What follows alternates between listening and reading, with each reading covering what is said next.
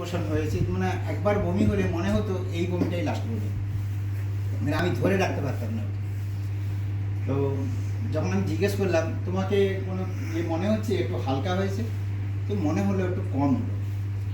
তো সকালবেলা উঠে আবার 5:30টার সময় জল করতে হতো, তখন আমি ওটাকে 7টা করে দিলাম।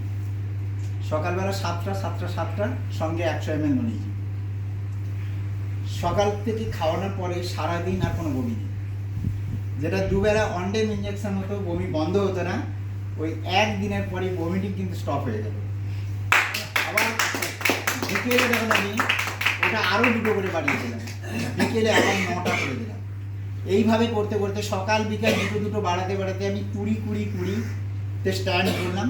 যে তখন আমার যে ডাক্তারবাবু বলেছিলেন 10 দিন বাঁচবেন না, তো সেই ডাক্তারের কাছে সেই ডেটটা তখন এসে গেছে। প্রায় 13 দিন পরে আমি মানে 28 তারিখ, 9 তারিখে আমার ফার্স্ট কেমো হয়েছিল।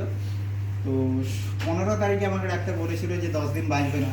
তো আমি 28 তারিখে আবার ব্লাড টেস্ট করতে যাচ্ছি, তখন পেশেন্ট হেঁটে গেছে। তার আগে স্ট্রেচারি করে আসতে হয়েছিল।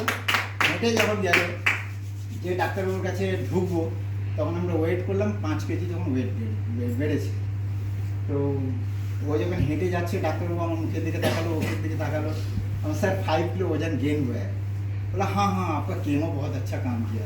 और हाँ सर बहुत अच्छा काम किया।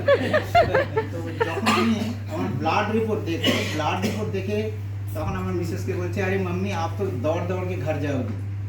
আমাকে বলছে যে जाइए आपका मिसेस ठीक हो जाएगी। हाँ, जो उनका जो खराबी था ये बहुत सुधार हो गया। हाँ सर। তো 6টা কেমো হয়েছিল, আমি 6টা কেমো নিয়েছি। আমাকে তারপরে বলা হয়েছিল রেডিয়েশন নিতে।